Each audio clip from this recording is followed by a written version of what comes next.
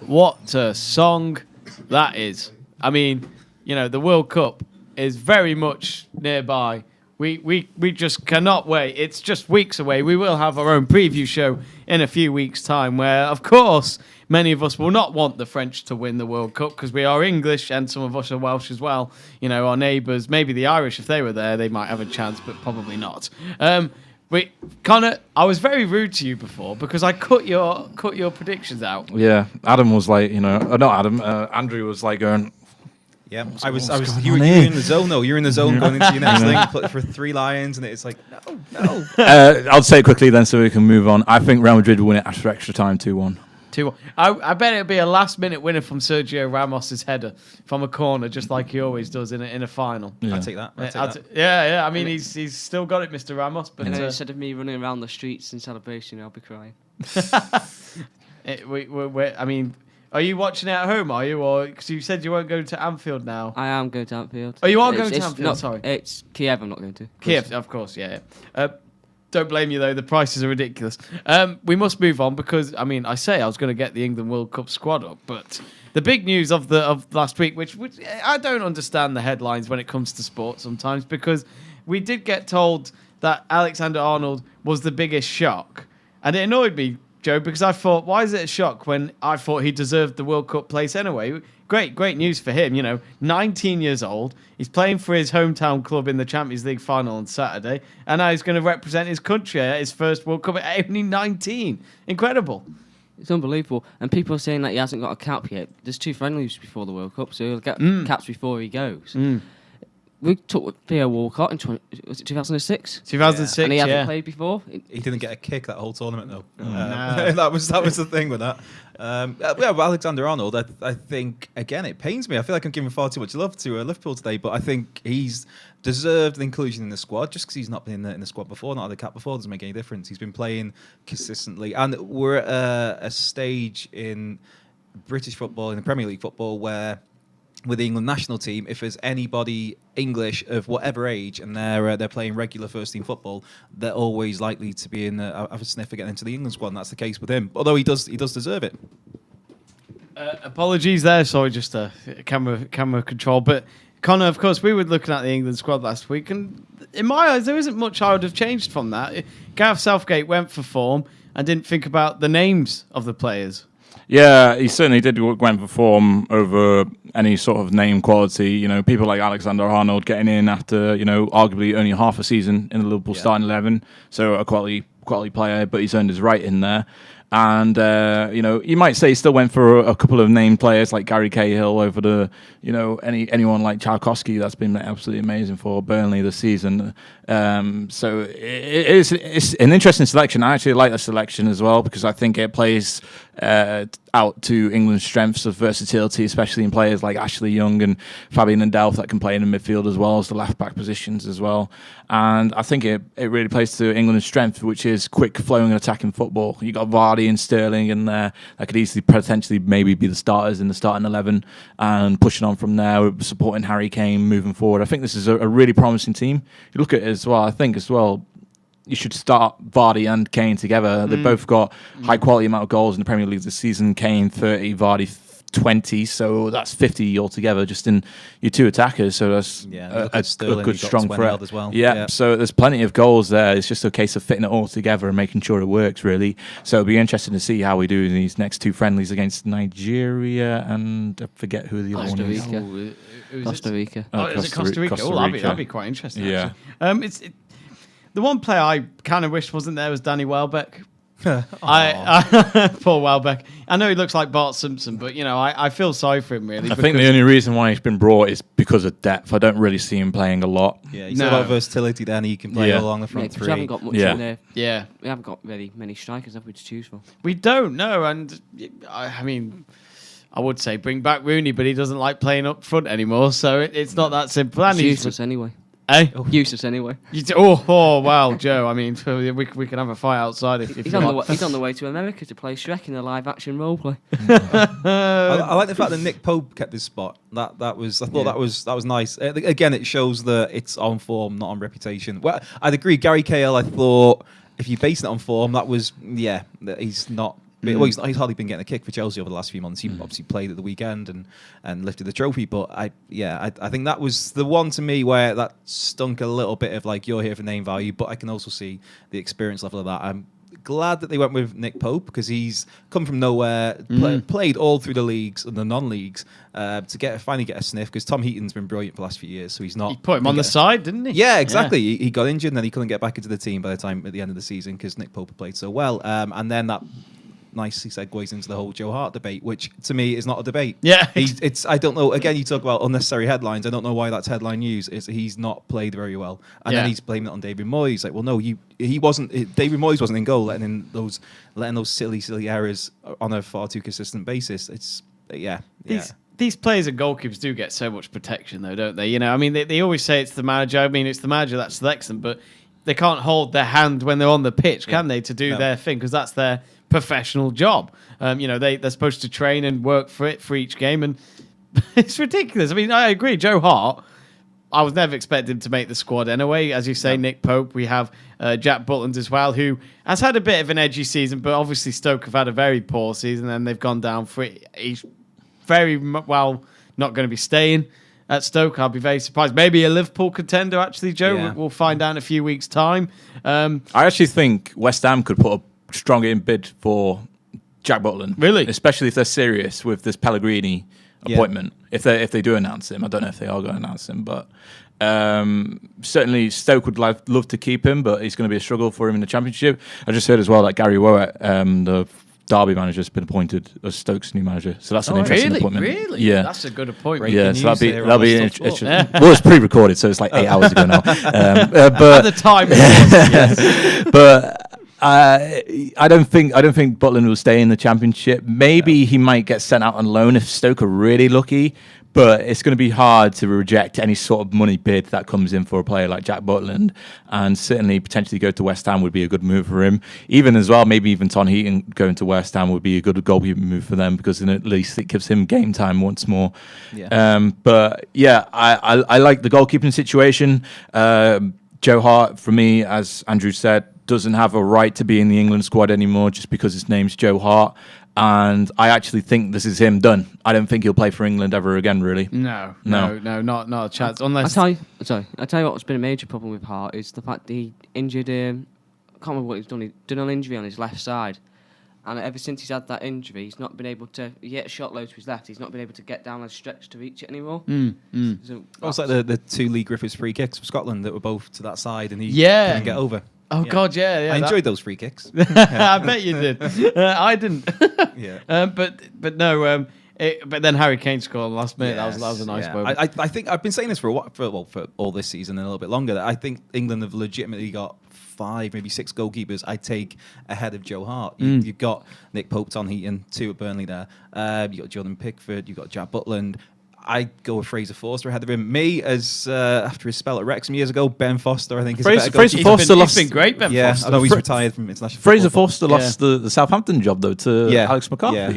He's had a shocking season. I'd still take him over Joe Hart, though. That's bad, that is. Joe Hart has made so many simple errors, though. It's like his confidence has just gone out the window. But he shouts lots, so it's all right. He's got like you said, he's named JoeArt and he shouts lots. That's his thing. That's what he wants to get by on now. Shrewsbury. Yeah. I think Petty might actually go to Shrewsbury Town. If they get into the championship, then he may as well go there. They will, and that's going to be horrible. I'm very confident they will. But anyway, I've probably just did a pyre to touch the trophy before the game kicks off, and then no, we've lost. I mean, just quickly looking at the team again. We got fixtures against Panama, Belgium, and Tunisia.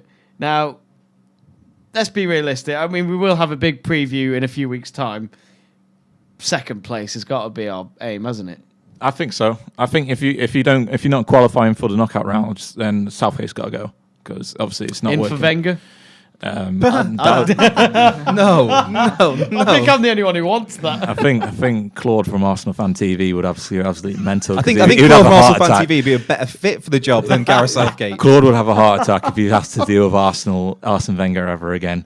So I don't see that happening. But yeah, if they don't make out the group stages, then there's something's reals up, and we have to figure out. And a lot of it will be blamed on the youth factor, not taking experience. You know, you can already see the headlines being written already. you fail to capitalise on poor experience and whatnot. A lot of it is down to the media, because if you've got to commend Southgate for going with a relatively young squad and for giving young players like Trent Alexander-Arnold a game. Well, he might not get a game, we don't know, but he's in the squad. I think you've got to commend him for that, and the press do in some ways. But then if they do happen to maybe not get out of the group, or they get knocked out in the next round after that, or they don't perform well, then they're going to get absolutely slated, and that's when those young players, their confidence is shot. That's their first experience of senior England international football, and they're getting slated already. It's. I think the media's got to be a little bit more lenient as well. I think the media's been lenient ever since the 2010 World Cup, because that was the last chance for the England stars of Lampard and Gerrard the golden generation to really get something in the hand. And you remember the headlines on the back of the papers beforehand. It was something like we could win the World Cup. No, it was like it was England, Algeria, Slovenia or Slovakia won, Slovenia, and the USA. So they said Algeria, Slovenia, and Yanks easy, and then we go and perform the way that we did in the tournament. And Robert Green as well. Green, so we could only scrape through Slovenia in the last group stage game thanks to Defoe. Yeah, so that's how bad it was. Looking on the face of it, same situation again. Really, England should really be finishing either first or second in this group. Obviously, Belgium would be the big factor, and it'll be interesting to see how and what form they have approaching into that game. Whether or not they're able to dismantle Tunisia and Panama easily, or if they're coming through against Tunisia and Panama with only just a draw or a shallow win, because that will really play a factor into how England play against Belgium and what kind of football we see. I think if we've got convincing wins and Belgium haven't done too well, then we could see a bit more of a defensive approach as we approach the knockout stages. But then after that, it's got to be full out attacking football. And if that isn't delivered, then something's up. Something's really up. For me, England have to make the quarterfinals of the World Cup. If you make quarterfinals, then I'd be happy with quarterfinals. Job well done, Southgate. Yeah. Thanks for doing that. Let's progress forward into the European Championships in 2020. But if they don't get to the quarterfinals, then I think real questions we have to ask of then Southgate. And will still be our best manager in the 21st century. They have to be asked of Southgate as to what kind of management he is doing at the England squad, the tactics that he's using, and if they are the right tactics for this England squad moving forward. Can I ask a question? Who would you have captain in the side? Because that was the debate the other day. They reckon Kane, don't they? Because Sky had 3 options on their poll: Henderson, Kane, and Dyer. I wouldn't have Dyer Kane. Sums it up. I wouldn't have Dyer either. I'd actually have Henderson, because out of those lot, he's kind of like the most calm in a sense. Yeah. And probably not. Kane, we've seen in the past couple of months that he can't take criticism, and that is a real problem to have as a captain, as a manager. Because he claims goals, doesn't he? When he's done. Well, he can't handle a tweet by the FA Cup, just a 4-second GIF or whatnot from that. So funny. I don't want to see Kane to be. He's a decent player and all that, and I'm sure he'll work on becoming a better leader. But I think for Henderson, Henderson deserves to be the captain. He's certainly got a solid. No. I'd give it to Gary Cahill instead. He's not going to play often enough. Well, if he was playing, you can't have a captain not on the field in the World Cup. Henderson was the under-21 captain as well. Yeah, Henderson certainly is a solid addition. He doesn't have a backbone for me, Henderson. No, that's my problem. In what sense? Well, he just doesn't. I mean, he captains Liverpool. I don't see him as a leader out on that pitch. He's leading them to the Champions League final. That's not him, Mo Salah. Let's be honest. But he's still part of that team, though. What does he do? He's not the. What's he doing in that squad? Can I just say he doesn't need to be the driving force in that squad, though. Henderson is an. I can't believe I'm defending Liverpool. Henderson is a very overrated player. I'm sorry, Joe, but he is. He's not an overrated player because he's not rated. How can you be overrated if you're not even rated? My problem is that he made the FIFA cover because of LeBron James having all that support behind. But that's a completely different FIFA. That's FIFA 16. That's a completely different cover. The thing is, this is why I like buying them digitally, because I don't get to see that face. The thing is, you're gonna hate me because I voted for him like loads for that cover. Of course you would. You're a Liverpool fan. Just for a bit of a laugh, and because I'm a Liverpool fan, I wanted the Liverpool player on the cover. That's understandable. Even if I don't agree with that. I mean, I'd rather have had Ashley Young on it, but don't get me started on Young. Why is it you don't want Ashley Young in that England squad? He's been brilliant. I don't think he's that good enough. I don't think he's been that good. I think he's overrated, and I think United fans are making a bigger deal about him when he's not done that much. He was woeful at the weekend. Woeful. I think when you look at the other left-back options, though, Danny Rose hasn't really had a kick after whatever went on last summer. With Ryan Pochettino. Bertrand should be in there. Ryan Bertrand's been all right. Yeah, I'd have him in there. Southampton have been in a relegation battle though, so it's kind of like tough to put someone in like him. That's why Butland's not really starting over Pickford because of that factor. The fact that if United had played Luke Shaw this season, he would make it, but sadly he would. But that's it. Another one that's ruled out. So it's kind of by default. Ashley Young's probably going to be your starting left back going into the tournament. You'd think it's crazy, isn't it? He's the oldest player as well, isn't he? Connor? Well, just 32. Yeah, going back to what maybe you were saying Cahill's before older. about going back to 2010, and you saying about how it took Defoe to salvage you through against Slovenia.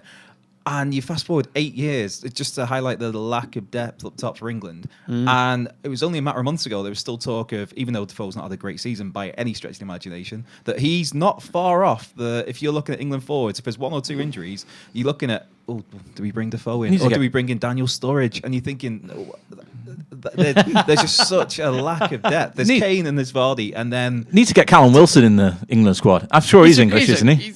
He is, isn't he? I don't know. I think he is. He might be dual nationality, but I'm not too sure. He needs to get in the England squad for me. It's got to be English, surely. Did you see the rumours of Leon Bailey circling in terms of like... He's Jamaican, come on. Yeah, exactly. That's what I mean. It's not scraping the barrel in terms of quality, because what I've seen, he's been brilliant. But in terms of like... Why has this come up now? Just for the World Cup? Like you scratch your around thinking. He posted on his Instagram something like about Barnes. being a lion. That's why 3 lions it was. That was it. That's all it took. It was the same with Johnny Barnes, though. He's technically Jamaican. Yeah, that is true. Okay, then I've got one question for you all. If there was one player that you'd want in the England squad and take one out, who would it be? Connor? I'll come back to me because mine's going to be controversial. I'll forget you. Andrew? Oh my word! As somebody who has no vested interest in the England squad, this is a hard one for me to think of. I think just for the media storm it'd drum up, and just to give me a chuckle as someone a bit of an Everton leaning, Wayne Rooney instead of Jordan Henderson. I love this guy. Joe? That's a tough one. Like I said before, I would have had Bertrand instead of Young, but I'm not a fan of Fabian Delph either. But the problem is, who'd you put in instead of Fabian Delph? Because obviously Drinkwater's not good enough. Well, I mean I've got to drink water here. I'll just say Bertrand for Young then. Bertrand. Okay. I'm not sure. Young is normally better than Bertrand because Young is being alive for a longer time. But anyway, I suppose if I was being... Now I've actually had a second to think about it properly instead of my knee-jerk Rooney one. I think logically you could make an argument for not having Gary Cahill. Even though he's that experienced factor, just if Southgate's going to go all in on form, and that's what he keeps drumming home is it's all about on form. Gary Cahill doesn't deserve to be in that squad. So then you'd look at probably Chris Smalling. Even though Southgate has come out before and said that he's not the player for him because he doesn't trust him with the ball. I don't know. It's a tricky one. Connor? Well, I was going to go for one player because I thought Joe might take the other. I was being kind to him and let him have that player. I was going to originally say Lallana and let Joe have Lallana because, pushing in that way. But actually, it's the same case really for... He wants to change his answer now. It's the same case for Jack Wilshere, though, because, he has been injured a lot. I get it. He has pulled out of the England squad a lot. I get it. But he is a very promising forward-thinking midfielder. Yeah, he's only 20 for 7 years. He's only 26 years old, though. You got to put him in at some point. Think about it now. When's the next World Cup he's going to get? 30. It's too late for him then. You got to put him in. It's too late for him now. You got to think about it. Like they've obviously got the replacements already there with Lallana in the call up and Ruben Loftus-Cheek. How well he's done at Crystal Palace this season, but Jack Wilshere's got that English experience already, and he's got that big club experience with Arsenal too. So he knows how to play in these pressure situations. It's just a case of injury, though. Making sure he stays injury free. It's to borrow a quote from somebody on, I think it was on Talksport this week. These players who've got experience, it's experience of failure. They've not experienced, especially. I mean, Jack Wilshere at Arsenal's won a few FA Cups. One of those he wasn't there because he was on loan at Bournemouth, and then the season before that he hardly got a kick. This year he's played, I think, 34 games, which I was surprised by that. I know he's played it a lot more than he has done. I thought it'd maybe be 20 or so, and he's had some good performances, but I don't know. I can see the argument for him to be in the squad, but I don't know him. And you touched on it then. There's this. he's got so much potential. He's got so much potential. So you're 26 now. But the way it works, sometimes you see players who are 24 up for the PFA Young Player of the Year. It's like, well, there's got to be some kind of line. And I think the same with potential. If you've not realised, because obviously years ago, and there's still a lot of great things to Jack Wilshere, a lot of good things he can do, and he's had a lot of potential. I just think you've got to get to a point where enough is enough. And if you're taking him to a tournament, planning on, because if you take him, I think he's got to play. I think he's that good in comparison to who else is there. I think he does have to play, but you can't bank on him to be fit. You can't take somebody that unreliable to base your team around. Okay, we will have to wrap up though, but thanks again to Conor, Andrew and Joe Stanley for their help on the Let's Talk Sport show. We'll be back on next week, same time, same place on Callan FM, and remember to subscribe to Let's Talk Sport on YouTube for our videos.